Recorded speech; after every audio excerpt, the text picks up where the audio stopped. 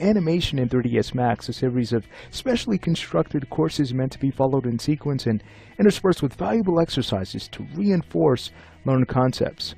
Now in this volume, we'll build on the concepts covered in Volume 2. We'll start by learning how to animate moving holds with the Create Key tool. We'll then learn how selection sets can be used to isolate objects for keying. We'll learn how to layer animation non-destructively, explore ways to automate movement in 3ds Max, and to conclude the course, we'll learn how to convert procedurally driven animation to keyframe data. Remember, these courses are designed to be taken in sequence, so we really encourage you to start with Volume 2 before continuing with this section. We also encourage you to take advantage of the assignments that follow each volume. These assignments will allow you to take what you've learned and apply those tools and take the Create Key tool. It's one of those hidden gems that we can access from the track bar. But before we use it, let's go ahead and have a look at the issue in this scene. I'll hit play. So here we have the jump that we worked on in the previous volume. However, again, there is a noticeable problem. That problem is that, well, there's no build-up before the jump. We're missing the amount of energy that the turret would need to build for an action like this. So of course we can go in and create a quick pose to fix the problem, and that's what we did in the previous volume. But let me go and show you another way we can do this. This is something I really enjoy using because it helps us to save time when adding moving holds. Remember, these moving holds, well, they allow the audience to read what the character is doing, what they're feeling. So it's really important that we add them, because if they're not there, for one, the animation will feel unnatural, and for two, the performance might go over too quickly, so fast that they weren't able to see what has just happened. So let's go ahead and select the swivel control. And let me go ahead and show you how to access the Create Key tool. We have a few ways of doing that. We can either hold down Shift and click on the track bar. You'll notice that the dialog will open up then. Or we can hold down Shift and drag on the track bar with the left mouse button, and again, it will appear. The great thing about shift dragging is that we're able to transfer the values from our source time, which is our current frame, to the frame that we have dragged to. So you'll notice here that the destination time is frame 17 and our source time is 8. What that means is that the value here that is on frame 8 will be transferred to 17, and according to what we have checked underneath, a position key will be set. So yes, we don't need a key in order for this tool to create a key. I'm going to go ahead and now click OK, and you'll notice that we've now transferred the value from 8 over to 17. In this case, it's pretty harmful to the performance. But let's say we go ahead and overwrite this key on frame 13 with a hold pose, again, to build up the energy before this pretty huge jump. So what I'll do is I'll go ahead and take this key on 17 and simply delete it. Let's go ahead and highlight it and hit the delete key on our keyboard. Now, let's say we go ahead and move to frame 6, and we'll transfer the value from 6 over to 13. We don't necessarily want to do this on top of frame 4, simply because there wouldn't be any movement. It would transfer this value from 4 to 13, and we'd have dead frames in this range.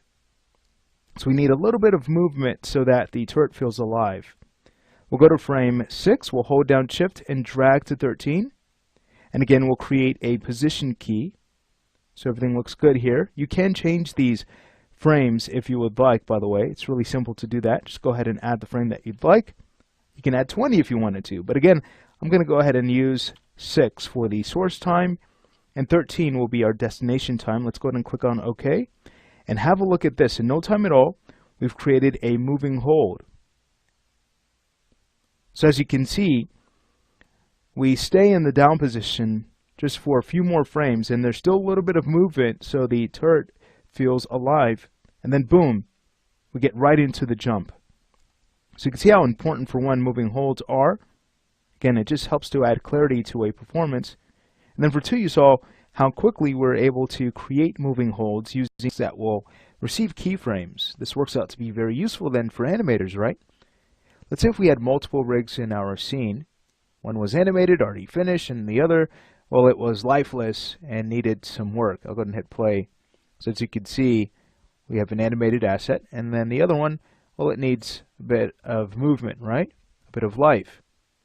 So what we can do then is we can go ahead and create a selection set for the lifeless model. That way, as we start to create keyframes, only that rig will receive keys, leaving the other rig untouched. And this is just so that we're on the safe side in case we accidentally grab controls that are connected to the rig that has already been animated.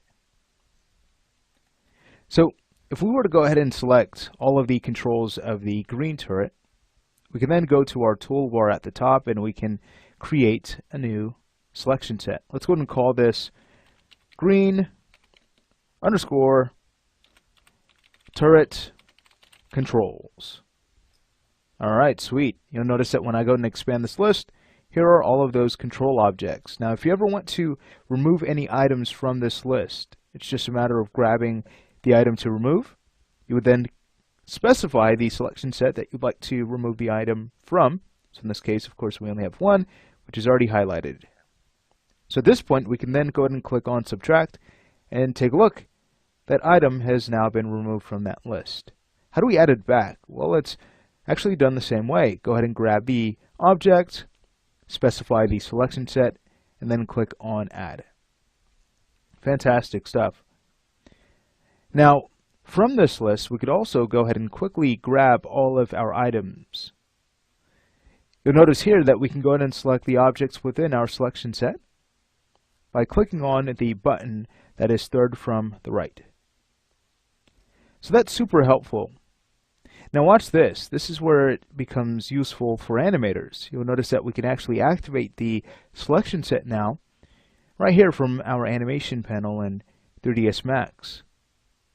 Alright, sweet. So if I were to go ahead and turn on set key mode, and then let's say if I accidentally grabbed all controls, what happens now when I go ahead and click on the big key button, you'll notice that, it appears that the animated model has received keys, but if we were to go ahead and only select its controls, you'll notice that that is not the case. However, we do have keyframes that currently exist now on the green turret. So again, you might find that to be super helpful then. Of course, another way of doing this is to create a layer that contains all of the controls of the animated model. That way you can go ahead and hide those controls. You can do that from Tools, Manage Layers, and here we have a layer for all of our controls, but you could always create a separate layer if you'd like. So there are multiple ways we can handle this, but you might find selection sets to be super useful because we can use this, again, as a way of quickly going in and isolating keys. And then if we need to, we can also use it to grab all of our controls. This is something I really enjoy using, and I think that you use an existing performance non-destructively. So if we ever had to make a change to our original animation, perhaps we're animating a cool backflip and the character needs to jump a bit higher. Well, instead of destroying our original animation, removing keys here and there, adding new keys, we could always just go ahead and use this animation layering system to add the change. It's very quick to do that. And then if we don't like the changes that we've made, we can always trash the layer. But if we do like the changes, well, there you go. They all exist on the new layer. Fantastic. Well, let's go ahead and have a look again at how useful this can be. Now what I'll do is go ahead and hit play so we can have a look at the animation in this scene, and you'll notice that we have a walking turret. Where it's walking to, I'm not sure, but I do know it is walking. So what if we wanted to animate a head turn just so that this feels more lifelike? Now currently, that would be a little difficult to do that. Let me go ahead and show you. We'll head over to Tools, Manage Layers, just so we can bring back our controls. Then next, I'll go to Key Filters to have a look at the types of keys we can create. I'm going to go ahead and uncheck Position. We'll turn on Rotation since we're only focused on a head turn here. I'll then go ahead and grab the swivel control and turn on auto key. Let's go to about frame 40. We'll add our head turn here. So it doesn't matter what direction you rotate in, just go ahead and reorient the head of the turret. So watch this. Again, since the animation loops, you'll notice that after frame 40, it's going to pop right back to a value of 0. So to prevent this from happening, yes, we can always just go ahead and disable the cycling tool on that particular track that we've just animated. Or another way is to add on top of the animation with an animation layer.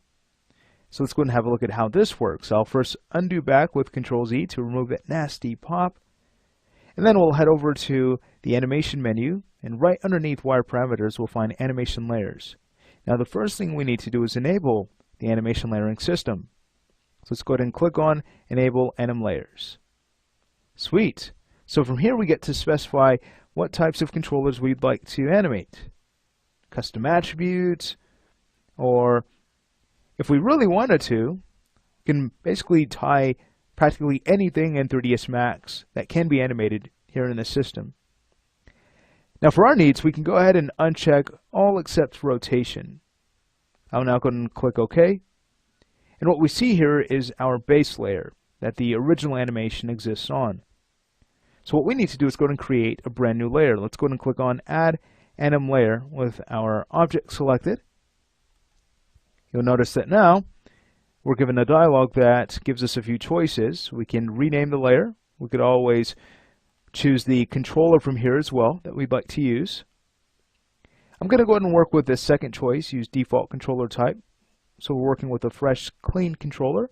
And then if you wanted to, again, you can rename your layer from here, but I'm going to show you another way you can do that. So let's go ahead and just click OK. Now look, there is our new layer. So whenever you're animating with the animation layering system, if you need to, let's say, jump back to your original layer, you'd make sure to select it from this list first. So you'd go to your base layer, and when you're ready to animate on your new layer, just go ahead and choose it from the list. But again, there's another way we can do that. Let's go to our motion panel. So underneath rotation, here's where we'll find our animation layer. You'll notice that when we double click, we can activate the layer that we'd like to animate on. Alright, fantastic. And we could also go ahead and rename our layer from here as well. So we'd simply go ahead and highlight the layer to rename. And for our case, we can always just go ahead and call this head turn just so that it's clear. Alright, so here comes the fun part. It's time to add some animation now on this layer. So I'll go ahead and double click just to make sure it is active. Now, let's say we go ahead and jump back to frame 40. I'll first start by creating a keyframe here with no rotational offset. That way we can choose to have the head turn happen a little bit later, so again it feels natural. It's almost like the turret is walking and then something kind of catches its eye. And as a result, of course, it turns its head to have a look and observe what has distracted the turret. So we'll then go ahead and move to frame 60 and we'll animate our head turn. Now watch this. Remember that nasty pop that we saw earlier? Well, you'll notice that it no longer exists. Let's go ahead and hit play. So see the turret walks and then, hey, what's that? So how neat is that? The fact that we can quickly go in and add on top of our existing animations. Sweet. Now, what if we wanted to have the turret look forward again? Well, we have a few ways of doing that.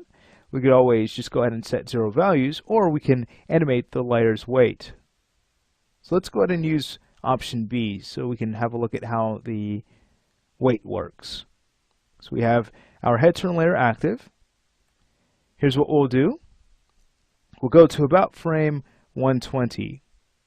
From there, let's go and hold down Shift and click on our slider so we can go ahead and add a keyframe. This is just another way we can add keys here in 3ds Max. I'll also make sure that's set to a value of 100%. Fantastic. So now we can have the turret look forward by simply zeroing out the weight here. So go to about frame 140. We'll now go ahead and right click on our weight slider and take a look. It now points forward yet again. Let's go and have a look at what we have done in really no time at all. So you'll notice that our turret will look and then realize that nothing is there. So he'll then go ahead and look forward. How neat is that? The fact that we can do this in a matter of minutes and seconds even as we get more familiar with the animation layering system. Again, this is a really helpful tool set because it's very easy to go ahead and quickly create changes. And of course, if we don't like the changes, we could always just go ahead and trash the layer. So you can go ahead and grab your object again that the layer is tied to, and then simply choose Delete Animation Layer, and then click Yes. And now the layer has been removed. No longer do we see a head turn. I'll go ahead and press Ctrl Z to bring that back though, because I think the head turn is pretty cool. But again, in this lesson, we have learned how helpful